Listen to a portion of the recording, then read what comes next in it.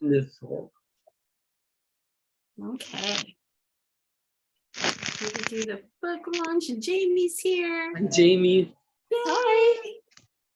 All these beautiful faces. This is so cool. And Wendy came and Josh was here. How Hey, cool. Jamie, everyone meet my publisher, Heather. Heather is my wonderful publisher. She believed in me. So How did you guys meet? it worked out. How did you meet each other? Bruce got us connected to someone. Sherry. Oh. It's Sherry. Sherry. Oh, It how do you wasn't say her me. last name? Yeah, somebody's Who's scratching? It's somebody's walking, which is good. Wendy, it's Wendy that. Hi, Wendy. Hey, Wendy, can you mute your mic? We try. Thanks. There she Thank is. you. Okay. Thank you. Yeah. We met through Sherry told. yes, I knew her from Calgary, and then, kidding. yeah, that was 2 years ago. I was like, I know that it's Sherry Tholinar, right? I don't know how to say her last name. Yeah, it's like I'm just a Tholinar. Sherry. Yeah, she was a friend of mine here in Calgary, Alberta, Canada.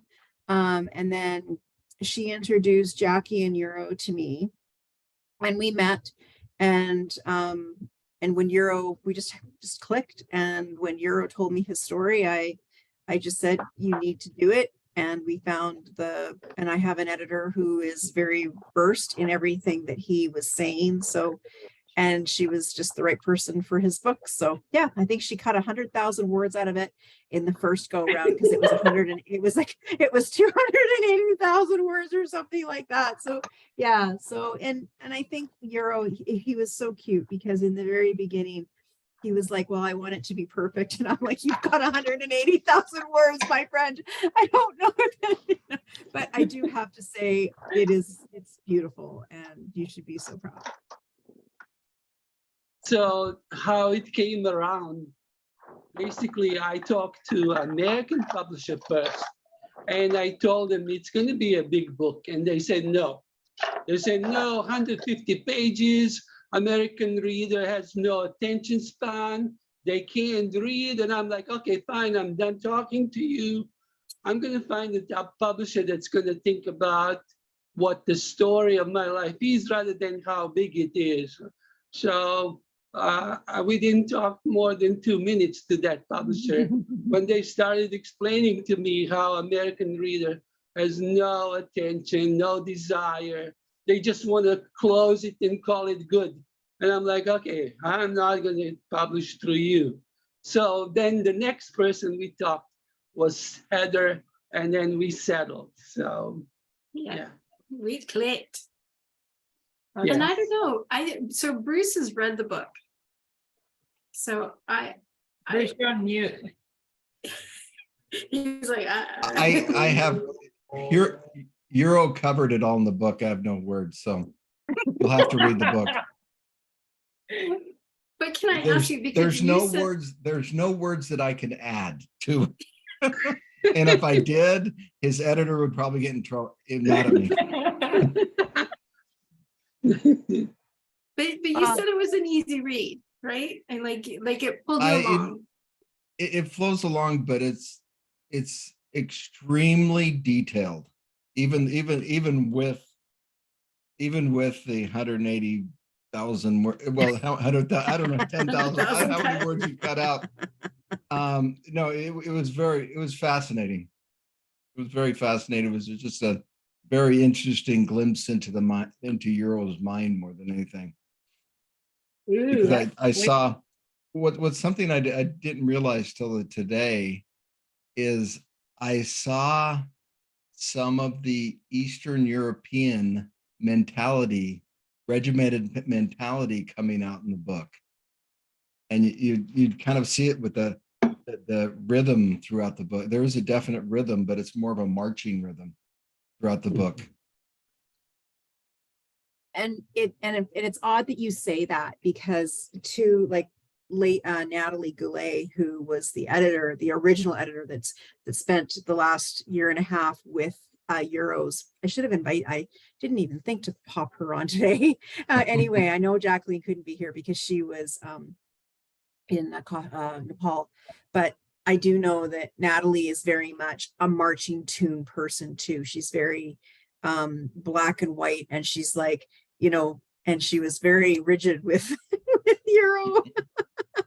but it was just to make it readable for the reader, because as Euro has learned, and Jackie and even myself, it's the role of the author is for the reader, and to, you know, help read their understand, to help know that there's, you know, hope or within the space of that. And so when you actually, and that's why I put Euro with Natalie, because Natalie is very much she's 60 or 57, lawyer background, editor, just very and speaks about 5 languages, I think. So she was the one, because she knew one of Euro's biggest things was he had to go into his original tongue, and then English was his second language. So he was very nervous about that.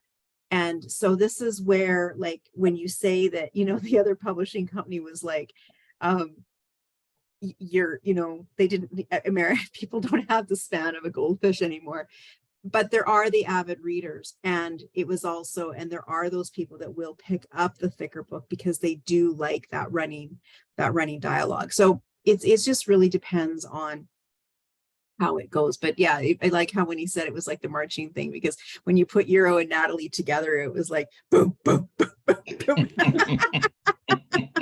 So, but I just also wanted to read something that Jacqueline, the lady that proofread it, said, and it just said, "Dear Euro, it was an absolute pleasure to proofread your manuscript. What an incredible story you have, and a wonderful storyteller. I have enjoyed reading your words. As a fellow teacher, and before becoming an editor, I was an elementary school teacher, and my favorite line from your manuscript was, my opinion at the time was that grammar was the bones and words were the flesh of a language." That's on page 92. So that was what that's what the other Jacqueline said about your book. So I just wanted you to celebrate that with you tonight. Thank And you. Wonderful. that means a lot to an English teacher, who I am really. In deep down, I'm an English teacher.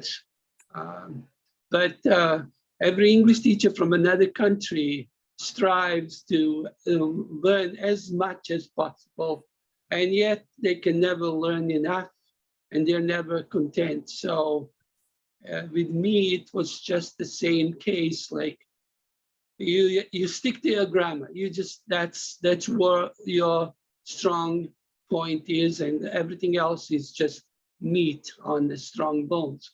And so I stuck to that in those hungry days when I taught English with very poor knowledge of it. And only now I'm kind of happy, but not totally happy after 30-something years in the United States. Well, So writing a book in English after wasn't enough. 160,000 words, I say you've got it. Say you have it mastered. But you know, it's unbelievable how important it is to have an editor. It is beyond human understanding how important an editor is. And if you're lucky to have a good editor, you might be worth something. You know, it's just beyond belief how much Natalie shaped it and polished it. What's interesting, we'll talk about it later also. Jackie and I discovered Third Council of Light, and that's the longest story of my life, you know.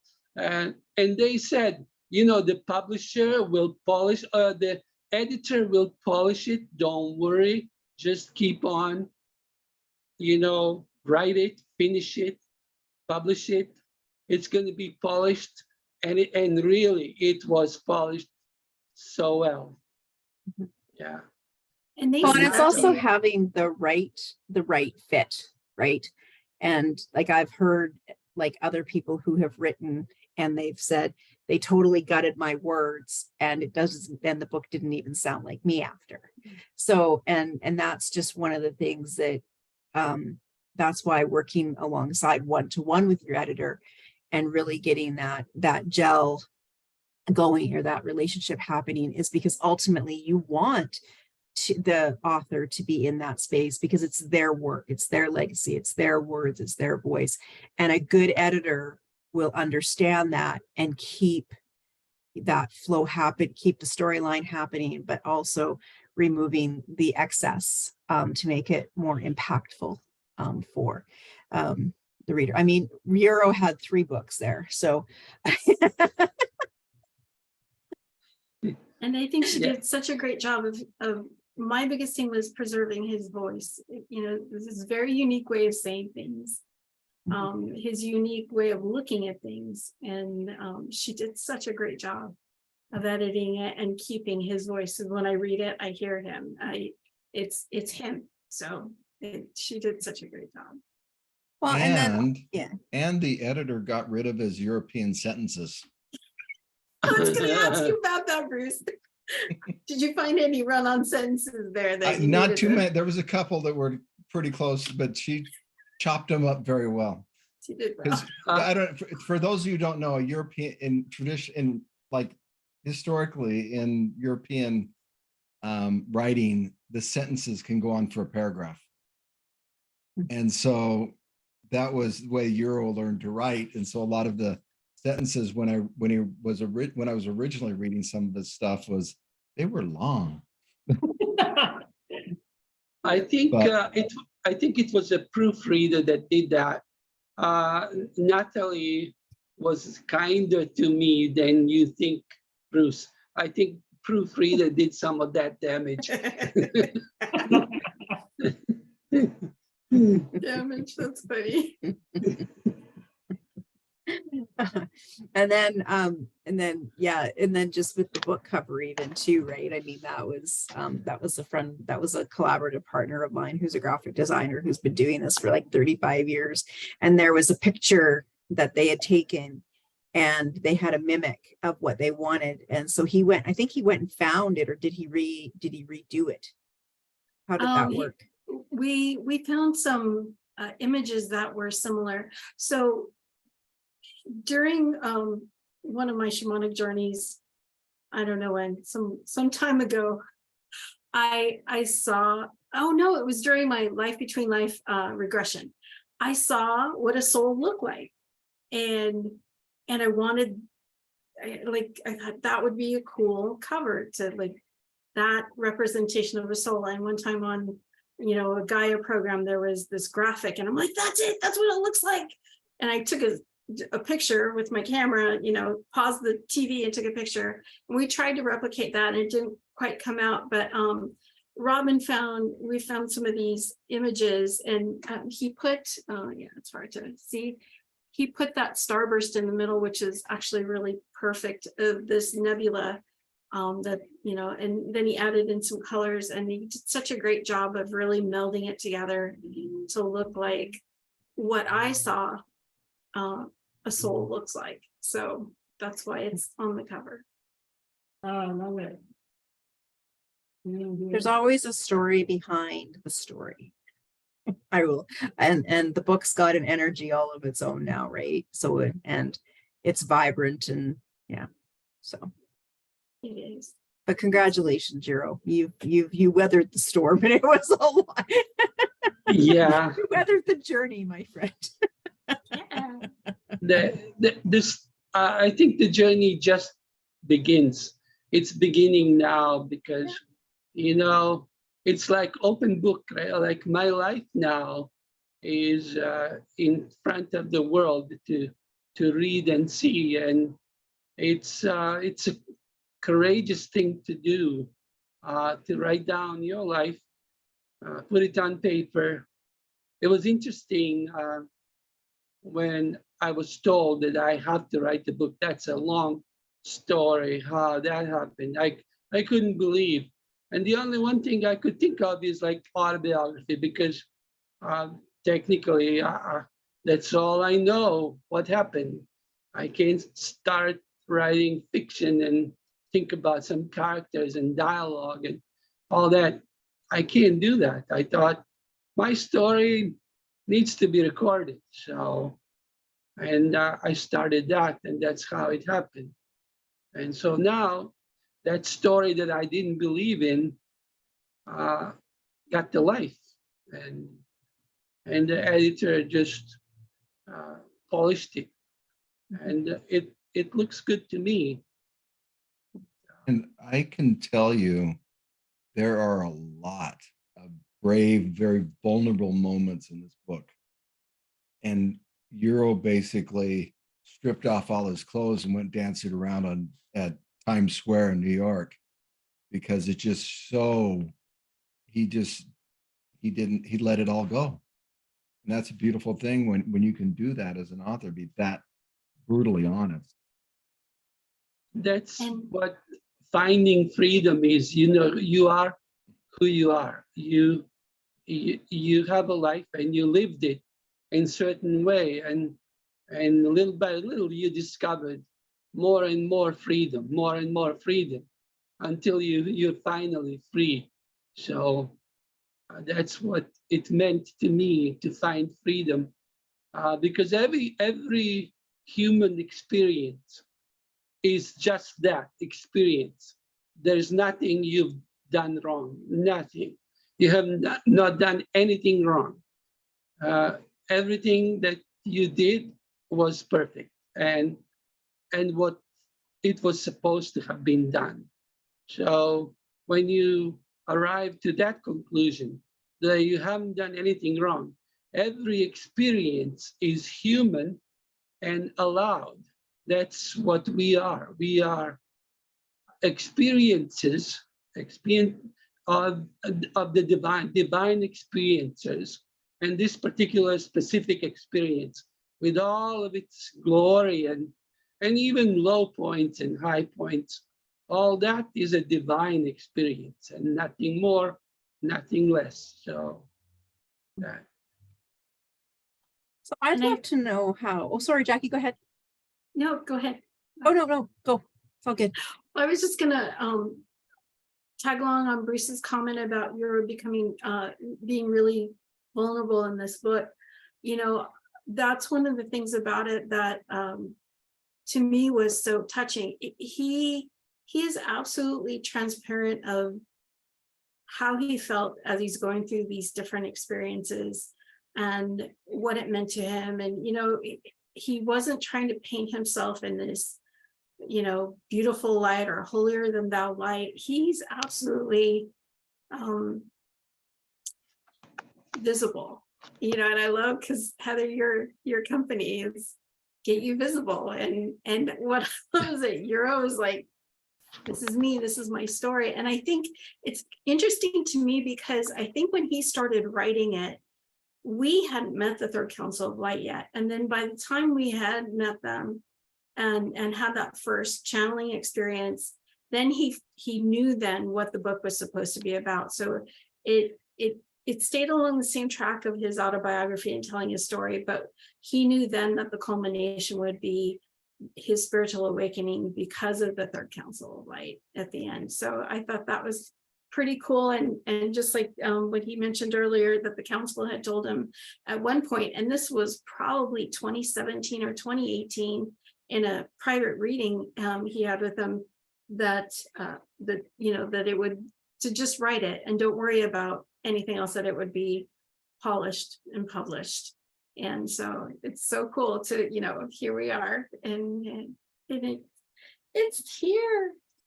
It's really here. And I know it's hard to see, but this is a thick book. This is the print version. It's pretty thick. I know it's hard to see on there. Okay, Heather, sorry, go ahead. I really didn't believe it would be published. You know, like I didn't believe it would be polished. I didn't think it was possible to polish some foreign English, some Balkan English, or to know what they meant by writing it. I just couldn't believe it. And the one thing that happened is the Council of Light said, yeah, it's going to get the life on its own. It has energy and it's going to be published, polished and published. And so it was hard to believe, but I stuck to it. And eventually, you know, when Natalie started sending me the first version, second version, third version, I started believing more and more and more. And eventually she was done and it looked pretty good. So, yeah. I just wanted, well done, Juro. I just wanted to know how everybody knows Juro that's here. I love it. That's a Yeah, great It's idea. because of Jackie. That's simple. Funny, So like- where are we all chiming in from?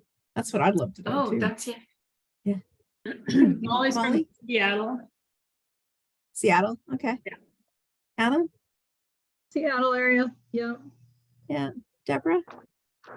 I'm in Florida, but from Seattle recently. Oh, okay. Yeah. Oh, nice. And you guys all know Jackie, and then you know Juro. Okay, got it. And Jamie, Deborah's sorry. actually in the book. oh, okay. Deborah's in the book. Bruce, are you in the book? I know. I didn't get It mentioned. better in be the good, book. Euro. Because Bruce is Thanks. an author too. So Okay. Bruce published his book 2 years ago. 2 years Okay. ago. Yeah. And what's your book, Bruce? It's called Do You Hear My Voice? Oh, I love An that. amazing book. And what's it about?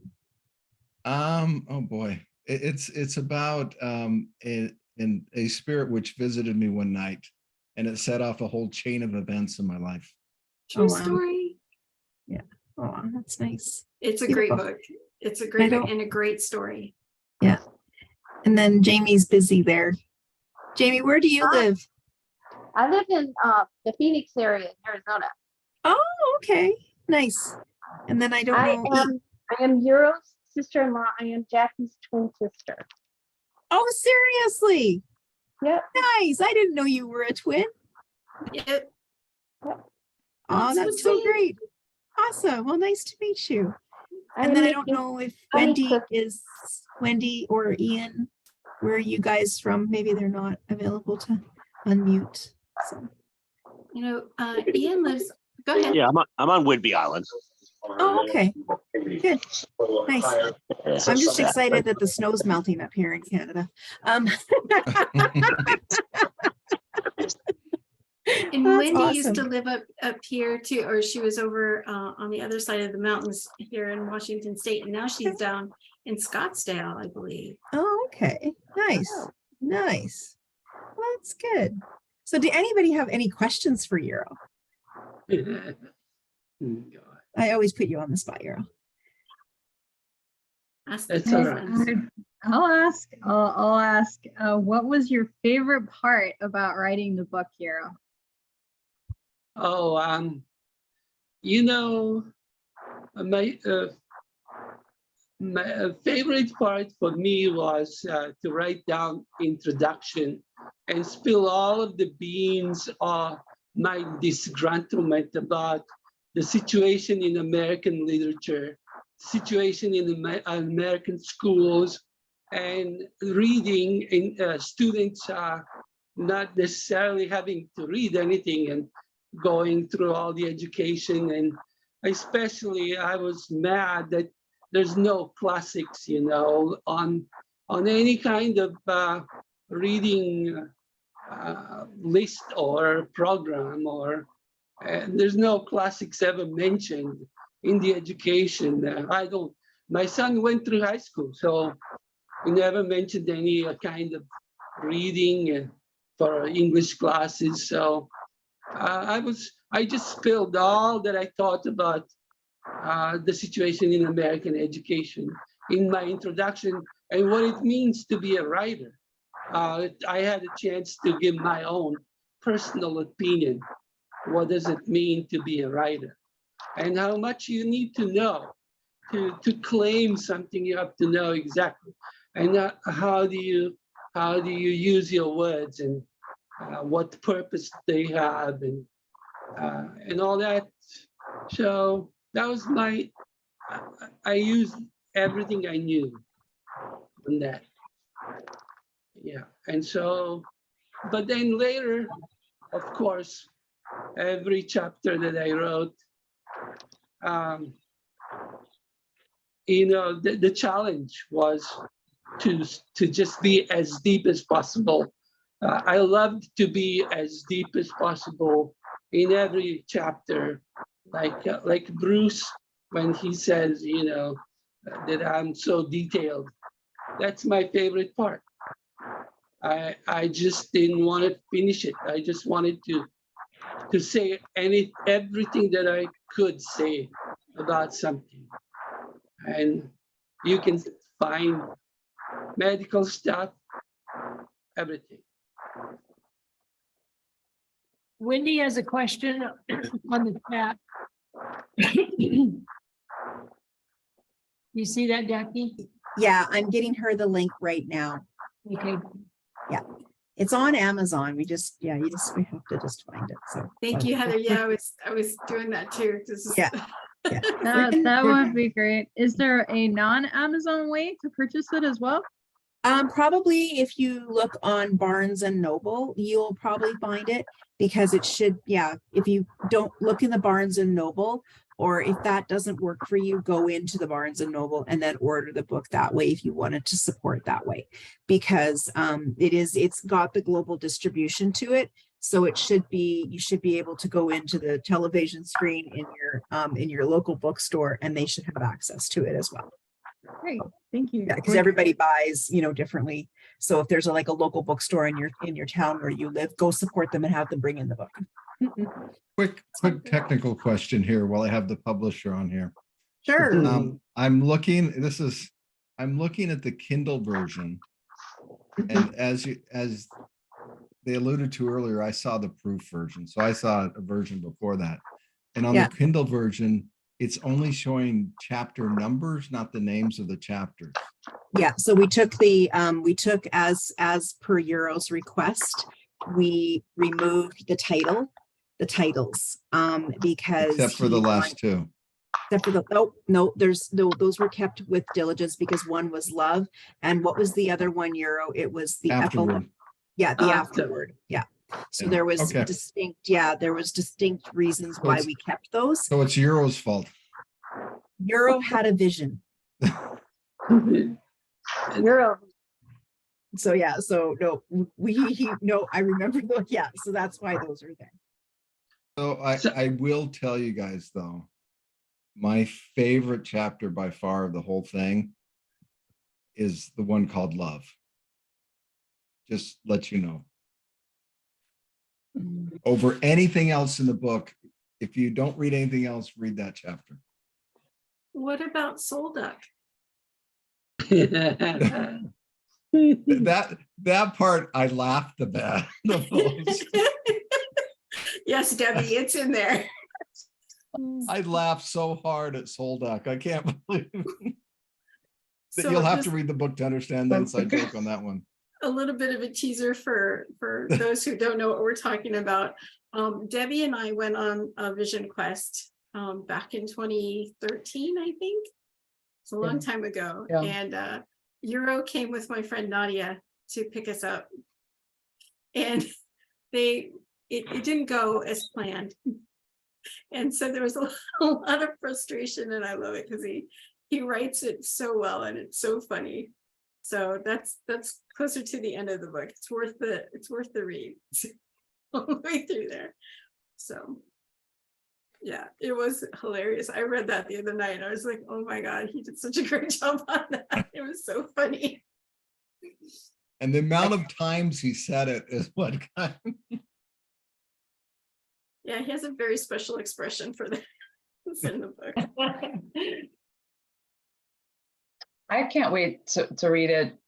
Just the chapter, that was such a perfect chapter that you had that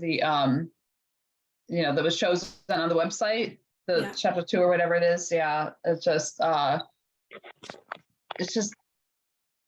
mean, like probably anyone's life, I would imagine, but I don't know, maybe not. I mean, just the complications, the complications It just, and for me, that it's hard, but it's also incredible. It's intensely fascinating to, I don't know.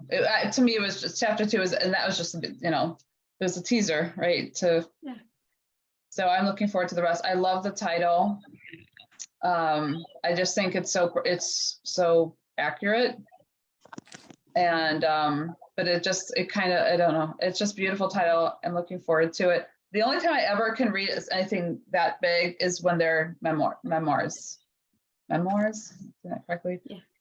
Yeah, because then it just really has me interested. Are you planning on doing like any kind of tour over in Bosnia, Croatia?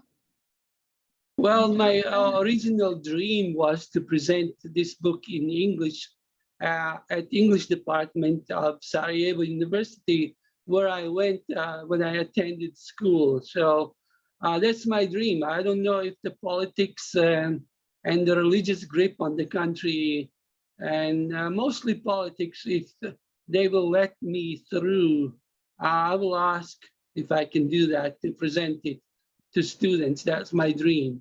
And if I succeed in that, then I'll go to University of Zagreb, Croatia, and then also to the University of Belgrade. That's my dream. And so will I ever do it? That's another question. That's my #1 dream. I'd rather have that than translate it in Serbo-Croat, because you know, honestly, my native tongue does not have too much, doesn't give too much. It's archaic and it didn't follow the technology, science. It didn't follow the development of human mind and consciousness. It's backwards, and we don't have words for anything, not for technical stuff, not for internet stuff, not for spiritual stuff. Religion over there usurped or hijacked every possible expression that could be used in spirituality. Spirituality is religion over there. You have to tell them that spirituality is not religion, and they would think that you're crazy, that you don't know what you're talking about. Basically, I would like to break some of those paradigms and just introduce something new and do it in English, because it's just very difficult to do it in the native tongue, even though eventually I'm thinking to translate it eventually, yes. Yeah, and I would think you have with some of your friends over there too, that you could they could help you. Yeah, I have it's just a nice start. Yeah. I have several friends that are PhDs. One of them is teaching at the literature department at the Sarajevo University. The other one is teaching, she's PhD in English. And I have some other friends, yeah. I just need to go there, let them know that I'm still there. Yeah, it's going to be something to do. Yeah. Well, there's just one other thing I want to share, is that the 4-4 is not only about angels, but 4-4 is about foundations. So that's the primary, energy of the 4. So you're talking about, anyway, so when you said at some point about new beginning, this is just the beginning. It's like, yeah, it is literally just the foundation has been laid. I just can feel that. Thank you, Debbie. Good That's date, so yeah. cool. Love that. Yeah, And and in introduction of some of the esoteric stuff into very strongly religious society is a little bit difficult, but I'm willing to do it. So breaker of chains. Yeah. The one thing that I do know is that when different things have happened with different authors that I've witnessed, like one gentleman solo published so that he could speak with Tony Robbins. Then he moved over, he self-published his book, and then he got picked up by another publisher, like a traditional publisher, and now they put the book on into the bookshelves and things like that. So, and then then one of the other books, Dr. Erin Oxall, she wrote the book. She's a psychologist, and then she landed up speaking at Facebook. So you never know where the book will take you. You know, so you just have to utilize it as a tool to step into the spaces where you want to go. And so it is a new beginning. And I think that's when we launched it on your birthday, on 65 being such a big signature year. It's kind of like the retirement project. That's how I view it. You know, and different people have different reasons for doing different things. And yeah, so. So cool. And I think because his book touches on so many different things, it's not just the spiritual awakening, but it's also, you know, the relationship issues, right? The things he went through in his first marriage and becoming a dad and his first jobs and all of those things. There's so much to launch from, right? To relate to any type of audience, especially, you know, coming to this country. And I love in the first chapters when he finally comes to the US, there's so much he shares about what was shocking to him and what he expected based on what he'd seen over in Yugoslavia on TV or whatnot in the movies. And then the shock of like, oh, it's not like that at all. And some things better than he expected, but a lot of things not at all what he expected. And he's really candid about that. So that's kind of an interesting read, I think, where you really we take a different look at what we're used to here because we grew up with it. But he comes in from another country and goes, what the? It makes it very fun. Well, it gives insight and perspective, right? I mean, like I lived overseas for years as well. And on the opposite side, like, you know, he came here, but I went over there. Yeah. And it was funny because it was like, what in the heaven? You know, but then some things were very similar. So, you know, so it was like everybody got up, everybody went to work, everybody came home, everybody had dinner, and everybody went to bed. Like, so, you know, and everybody had their family drama and everybody had their stuff. And, you know, and some people just knew how to handle their stuff better than others. You know, different based on religions. Lived in Saudi for 5 years, and that was very interesting as well, right? So, you know, it's just all about perspective. And I think that's the beautiful part about Juro's book is he does bring perspective. So absolutely. Yeah. So Juro, did you want to read something out of your book? Because that's normally what you would do. You would read up, you know, the opening and or gratitude to Jackie or something. That's okay. But, or you can read something else, or you don't have to read it all. Normally at a book, yeah, you would read something. What are you going to read? Well, I just random opened about something about Dominicans.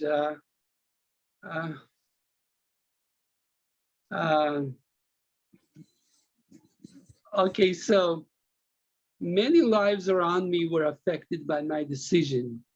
For their part, my parents had never heard of the Dominicans before. They were puzzled that the Dominicans priests had snow white robes, unlike the well-known black or brown robes of the Franciscans.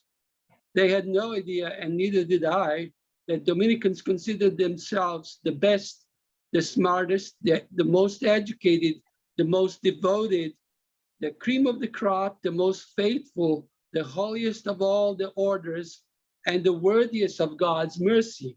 Basically, they were just the best. So this goes to Bruce, But on and on and on, description and the adjectives and all the stuff. I'm never happy. It's never enough. But Dominicans are like that. Dominicans are like that. And they think that they're the smartest. They think they invented God himself, you know. So that was that. So anything else? Do you know you're funny? You know you're funny. can't- Good one, Debbie. No, because I just it's so good. It's hard to explain why, Juro. I don't know. I love that. I mean, just the way you get your point across. I just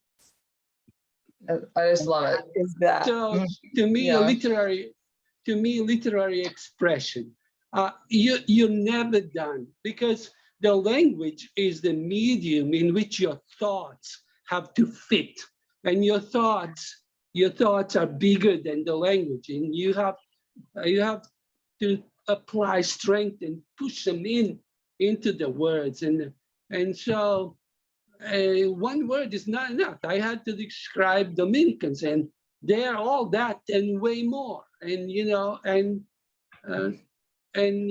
how do you balance? Balance is very important. How do you balance your sense of enough? Like, this is enough. I've said what I wanted, because definitely I wasn't done describing them. Yeah. That was just like, okay, I have to finish it because it's I enough. know, he's so happy. It's so cute. He did. I'm gonna. I can't wait to read it. Patty, I'm gonna mute you for a second, okay? Okay. Yeah, anyway. Well, I Don't love confuse- it. I don't like the way confuse you make those your dem- oh, points. Sorry, Bruce. Go ahead. Go ahead. Now you're on mute. Yeah. I just like the way you make your points. I love that you leave no doubt. And it's the way you express. And anyway, I'm gonna let Bruce talk because I'm not good with words right now, which is funny because we're talking about books. You're good with words. I'm excited about getting a nice long glimpse into Juro's mind. I'm curious to read this, and you know, having been there on some of the Third Council of Light sessions, I'm kind of curious to see how all that got woven into the book. So I'm definitely intrigued. Just a word of advice. When you're going into Juro's mind, leave breadcrumbs on the way in so you can find your way back out. That's a compliment. That's a compliment. Just so you know, that was the part of the book that did not get touched. As per Juro's request, the divine divinity from the third council? Third Council of Light, yeah. Yeah, third council of Light, was left untouched. So as it is in the book is how it came through. So. And I don't know if there's people here that they don't know what the Third Council of Light is. Jackie, you can explain to everyone just how all that happened. Yeah, the Third Council. So it's interesting. The foreword of the book is written by Michael Sheridan.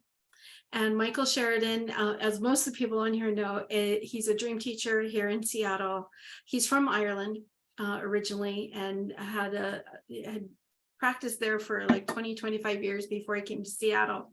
And I was absolutely destined to meet him. His presence in my life changed everything for me and the work that I do, my spiritual work. And so, you know, he would, Juro had a lot of dreams. So when he knew that there was somebody who interpreted dreams, honey, I'm going to mute you for, oh no, you're okay. Juro was like, I want to know what my dreams mean. So, because he kept having these dreams. And so we gave them to Michael, and Michael kept saying, you're supposed to write a book. You're supposed to write a book. You're supposed to write a book. And so he did. And then I had dreams where I was being abducted by aliens. And Michael says, oh, you're a trans channel. And so trans channel is when, you know, it's one thing, the way I do my spiritual readings, I'm channeling, but trans channel is where I move out of the way and let another consciousness come in and speak through me. And that's what the third council did. And when, you know, I love it, he does such a great job kind of explaining how all that came about, because I gotten the information and Michael had interpreted it, and then I didn't know what to do. I didn't know how to do it. And then finally talked to my guides, and I knew that Juro had to be the one to help me, because he had so many great questions. He had big existential questions about religion and life and, you know, morality and all of those things. So I asked him if he would be willing to write down questions. And then I would attempt to go into a trance and channel whoever, we didn't know who or what was going to come through, because I'd never done it before. And so I was able to go into trance. I followed the directions my guides gave, and he describes it so well in the book. I followed the directions and I went into trance, and I felt them come through. That's the only thing he couldn't share, because, you know, it's his story, but I felt them come in, and it was so exciting because, you know, I had my eyes closed and I couldn't just open my eyes. I'm like, it's happening. But the first thing they said was, we're ready for your questions. And then he started asking all of his amazing questions. And by the time it was over and he asked them, who am I talking to? And they said, we are the third council of light, and explain that they are a council of multidimensional beings from all different realms. And I think it's, the group isn't static. I think it's very fluid, the members that come and go.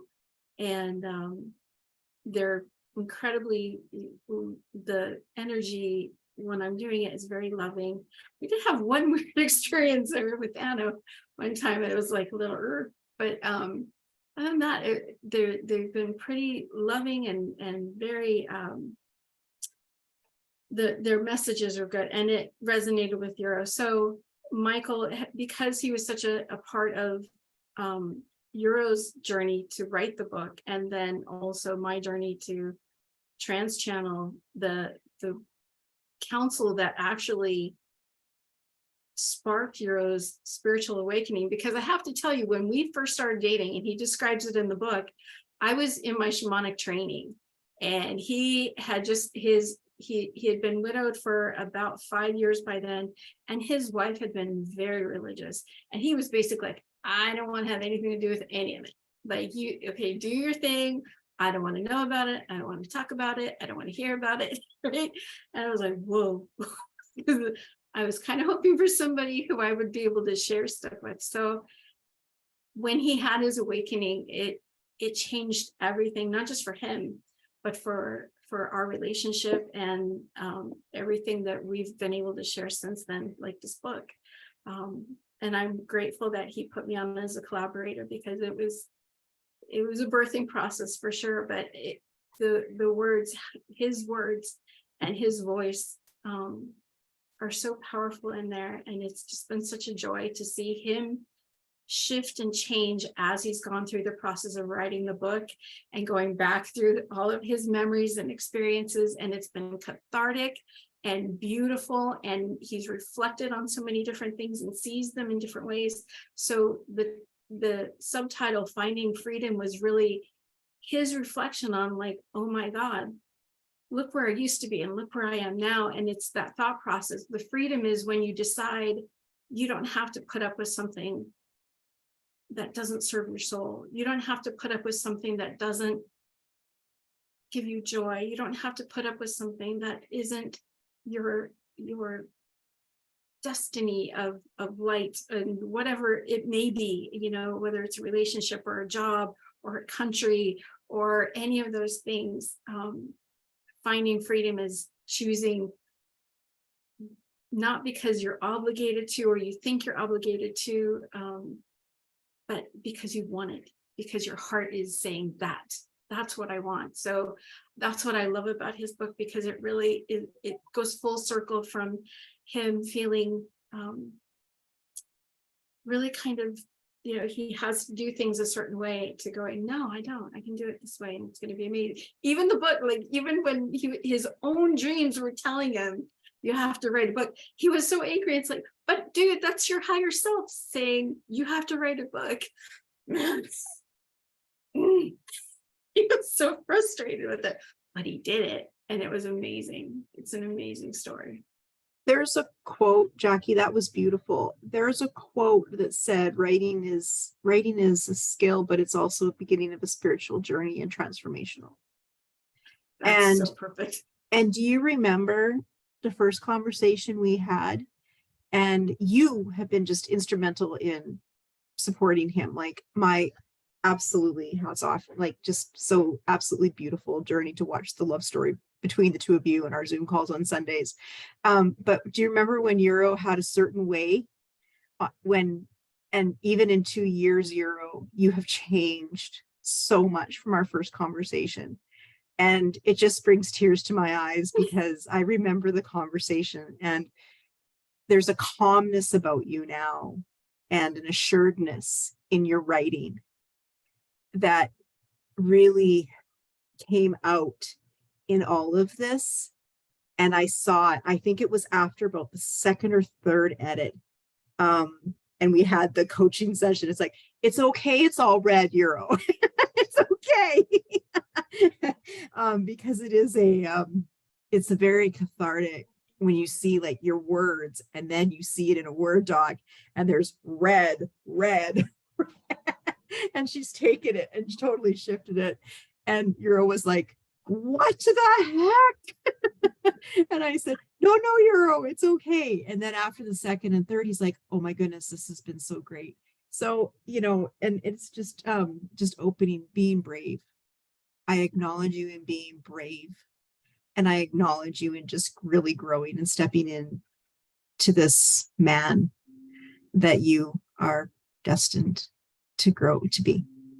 So thank you, Abby. Going back, thank you so much.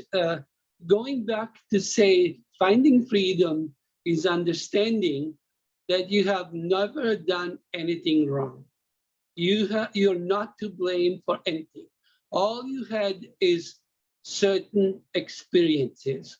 You are in this world, physical world, to have experiences, and none of them are not worth having. So that's the finding freedom, that release of the responsibility for anything that you did or didn't do. You just shake that off of you and you say, I have never done anything wrong. Everything I've done had to have been done, and I've done it. So that's finding freedom from sense of guilt, responsibility, shame. Oh my God, by all means, sense of shame, shake that off. So whatever you did, it's a human experience, no shame. And you learn, and some people will learn if you write about it, they'll learn, and it's going to be their choice whether they go through that or they don't. So speaking of Third Council of Light, when we had that first session, that solidified in me the desire to actually write the book, because you have to memorialize that discovery of a higher consciousness. One thing is when Jackie gives you a reading and mentions, yeah, here's your wife who died and she wants to say something to you. You still don't quite get how grand that is.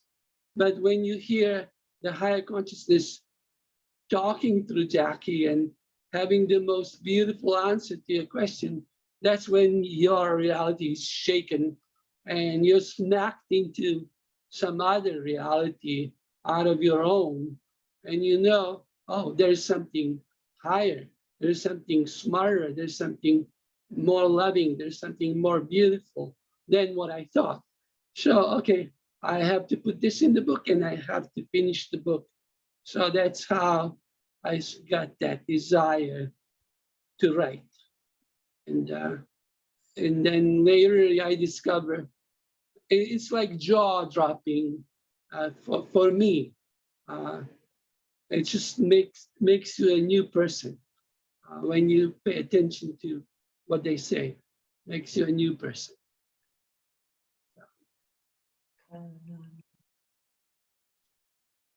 Hi, Leila. Hi. Hi, Leila. Ah, Leila is joining us from okay. Australia. Hi. Hi. Am I mute or not? No, we can hear you. Yeah, perfect. I'm so grateful. I'm calling from future because in Australia it's 5th of April. Yep. This baby book is just born to bring new joy to all of us who participate in current moment on the earth. I feel it is just one little drop of manifesting, because everything what is coming these days, especially last half of year, it's kind of like merging. My God, somewhere I knew it's going on, but my mind say no, wait. And I really wish you well. It's not about publishing book to become popular. We are out of that. It's just to release your knowledge that become pathway and self-reference for people who are having similar experiences. It's big difference when you are teaching someone you want to teach, or you are sharing your experience and you may guide others by sharing your own truth. Thank you. It's not easy to open yourself. I'm struggling with that, to write publicly, and I'm really happy. That's new child born. That's 5D child. And let's see many child I see in this group here, many books. Yep. Are a lot of the pregnant energies. We have to give birth to that. God bless you. Ooh, I love that. Thank you. Thank you, Leila.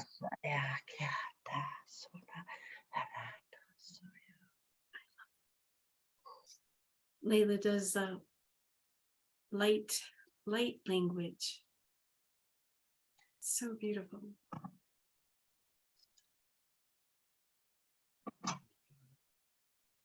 So Juro, congratulations, my friend. You did it. And you were celebrated tonight by friends from all over the world celebrating you and your achievement, Jackie, and your support. And just thank you all for holding space for Juro as he did this. So Yeah. cheers, my friend. I need the wine. Thank you. Woohoo! Yeah, I wish we had some champagne Yeah. we could pop. Thank you for sharing your wisdom with us. Yes, thank you. And congratulations. I'm looking forward to reading the book. And make Very sure when much. you guys do, when you do read the book, go over to Amazon and make sure you guys leave Juro a review, because that does help the book go. And especially when it's a book of its size. It's a big one. Yeah, it's no, but just make sure you guys go over and support Juro by just leaving a review for him, because that's how the book kind of creates its own journey, right? As well. Bruce left the first review. I did. saw, yeah. Yeah. Was that Go yesterday? Bruce.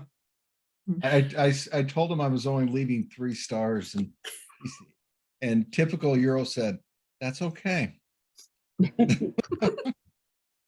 And I'm like, what? Jackie's freaking out on the side. Jackie is the heart and soul of all of our endeavors. But you know, speaking of the book, once you've read it, don't forget, don't be tired of it and say, I'm not going to read afterward.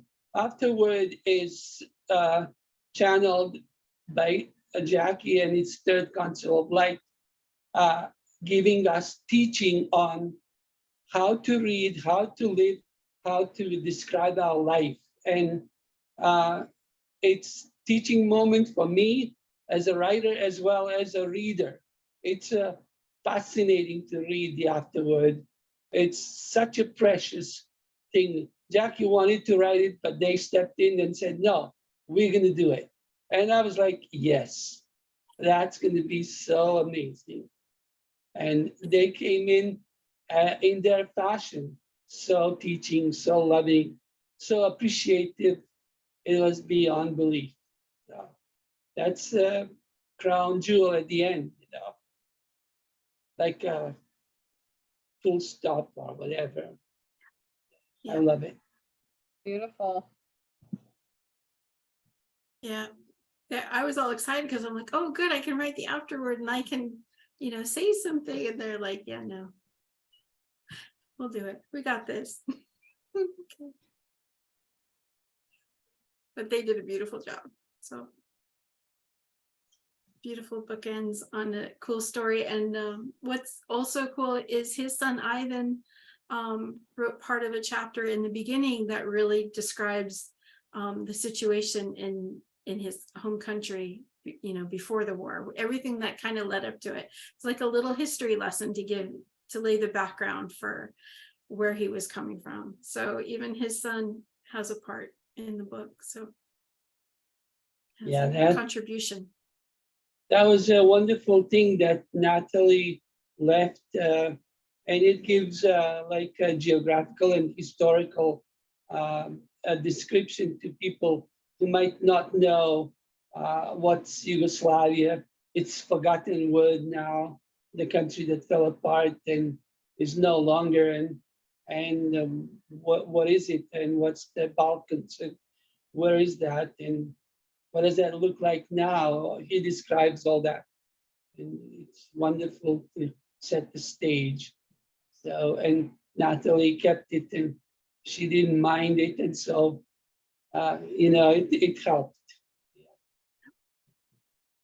In that respect, in a lot of respects, I learned a lot of history, by the way, by reading the book, but it was similar to the way Victor Hugo wrote Les Miserables, where he threw in those big long sections of history and it just became part of the book. Yep. So not only is he an English teacher, apparently got some history in there. He and his son both they have that teacher vibe. Oh, my son, he learned about the Balkans way more than I've ever learned myself. You know, he knows more about that country, and he was 3.5 when we came to the United States. He learned more online than I learned living there. So, but still. And not to give away the book too much, but when you went back with him, he was more interested in the history, and you still didn't care about it. No, I was like trying to catch up with my buddies and catch up on good homemade beer and stuff. But other than that, he was just chasing all the historical stuff, the monuments, and you know, and I've been around that country with him more than in the rest of my life. So, yeah. So. Talking about very, very dear topic to me, former Yugoslavia. I would love to see translation of the book because it's so many people don't know English. It's so many things. I didn't read book, but I feel connection with you, and so many things is there space for healing for many people who don't know English. I encourage you to do translation as soon as you feel like it. It's needed, because last 7.5 years I was there. For my Yugoslavia, it's 6 countries, even more, I think. Yes. History is depending for every single town who is talking. Winners are creating history. I love to know your historical experiences. I don't ask for historical book, how history is created. But I love that you share this in your first language to help many who are coming through same things. I recently had a conversation with 3 sisters, and they are living in 3 different cantons of Bosnia. That's totally different politically created story. Same country, same history, same family, but they are married in different families, different parts, and totally different history. We are looking for personal experience, what you learn that others can take like guidance. And thank you for doing that. Congratulations on birthing, because now 2 of you are parenting this book. I'm looking forward to read it, really. My situation is similar to yours. My wife was a Serb, so it's a very complicated religious and national and every other way. It's complicated, the relationship and forces over there and forces in our house. It was a tug of war and all that. So it's gonna be interesting for you. Yeah. And the translation of it is going to be done. This is really most trauma affected space in these mixed families, but is most neglected through the things. And I'm so looking forward to read your experience. I'm sure that I will find some things that I can recognize that I had to pass through. And this is biggest power of Balkan. As we touch some trauma through personal experience, we can share end results vibration without even doing anything. And who is ready to jump to get, oh my God, had similar problem. This person evolved. I can do so. Sometimes just need like motivation like this. This is space for expansion and evolution.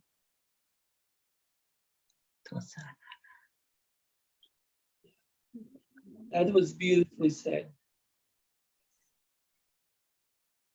Thank you all so much for joining us and for helping to celebrate this really, really amazing accomplishment that my husband, I don't know how he did it. He did it. Amazing, huge book.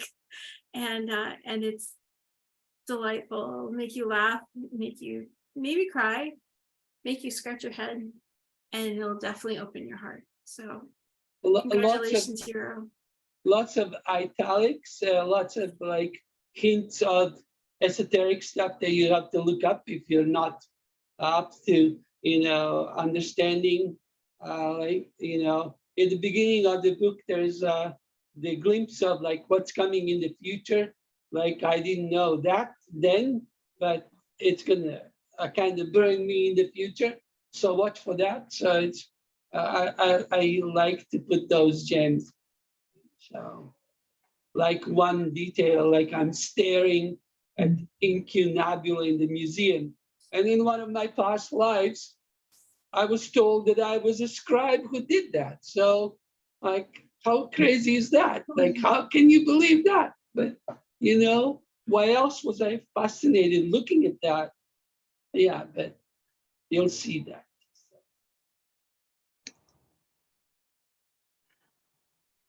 Oh, even if you didn't write anything, you print just a book with your name. With this powerful group, how I feel, with this support, you will succeed, whatever it is, even if it is blank pages. You know how big supporters you have and how bright vibration energy is coming through all this group. Thank you so much. I'm having tears of joy. Me Well, too. Thank you, everyone. Thank you so much for joining. Any other questions for the author and or the book? Anyone? I can't wait to get started. It came today on my Kindle, so I'm gonna be moving up. Thanks, Molly. Thank you, Molly. Thank you, everyone. So great. Thanks everyone for showing up. My friend Ian, Enjoy. I was like, he worked. Thank you for the invitation. Yeah, our pleasure. You're glad that we got to celebrate this with you. It's definitely birthing something. So I'm so glad that you went through the process, got to the end, and now we've got your beautiful book to enjoy. So thank you so much for going through that. And don't be surprised, it could be brutal in places, very brutal. But as I said earlier, and I never repeat myself, you have never done anything wrong, never. So enjoy your life. Message received. Message received. Let me, Juro, I guys. want to thank you for setting the example of courage, for everything that it took for you to do this, and leading the way on this, because I have a feeling more than one of us have had the inkling or the desire to write, and then maybe step back from that just because of what it would entail as far as the level of courage, to be honest. And so I cannot wait to read it, because I know it's going to be amazing and inspiring, and I could use some inspiration, and so I can't wait to read it. Thank you so much. yeah, oh my I was just gonna God. say, and when you guys are ready to write your book, contact Heather. Yeah, We can you, take Heather. it from, Juro at least had his book written at 180,000 words. But you don't have to write 180,000 words. You can start with 10 and we'll help you build the rest. You're good. We have a full on, we have coaches. I am a coach, but we have coaches and all of the team to help you. So yeah. So, but thank you again, Jackie and Juro, for taking me on this journey with you, because it was truly an honor. Thank you, Heather. Be careful talking to American publisher. They'll tell you, oh no, American readers are limited. They can't stand to read. They only 100 pages enough, and you're fine. No, I said no. Well, there's a time and a place for a bigger book, and then there's a time and a place for a shorter book. And I always tell people that, if they're a little bit scared of their story, but if they do a business, they can combine the two and start out slow. And a smaller book is a great place. And then you can do a memoir like yours. So, and that's what we do. We help you build your vision for how you want to go. Right. So. Yeah. Thank you, Heather. Yeah. Thank you, Heather, for believing in me. Thank Absolutely. You. I saw you had this brilliance to write this massive book, and I saw Jackie's belief in you, and I saw the two of you, and and it was just like I had to because it was just, it opened my eyes to a lot of things too. So, and it was birthed during COVID, really. Yeah. And we had some interesting conversations about that too. Anyway, we did. That's right. And I was probably going through one of the darkest times of my life. So so your book was inspiring, let me tell you. So we all made it through. Exactly. I just have to say it's an honor to have a publisher on your podcast for the book. It's just amazing to have. Thank you, Heather, for showing up for us. It's a pleasure and honor to have you in our group. Yeah, Nice. love it. Let's go do some stuff. Absolutely. So, all right. Anyway, I'm going to go. So you guys have a wonderful evening. It was a pleasure meeting you all. Once again, thank you, Jackie, for supporting him, seeing his thing, and thank you, Juro, for and congratulations again. Okay. Thank you so much. Bye, guys. Thanks, Pleasure meeting you. everyone. Have a lovely evening, Mwah. lovely Yeah. week, lovely portal, lovely spring. So grateful to all of you. Thank you. Bye, everyone. Happy Take reading. Thank you, everyone. Congratulations, Juro. Thank you so much. Thank you. Thanks, guys. Love y'all. Bye, so much. Leila. Love Bye, you so Leila. much. Big hug, Juro. Big hug, Jackie. Big hug. Thank you. Say hi to Congratulations on the Australia. baby. Now you are parenting. Just when we thought we would be able to get them out of the nest, now we have a new baby. Oh, actually, I'm looking forward to see more. I'm seeing it. And you know it. Yeah. Yeah. Thank you, sweetheart. Have a good Love night. you guys. Good night. Bye. I love your purple shirt, Jamie. Oh, It's taking my eyes all the time. oh. Thank you. I'm glad you like Something magical is going to happen. I feel it. Thank you, Leila. Love you. Love you too. Bye, guys. Love y'all.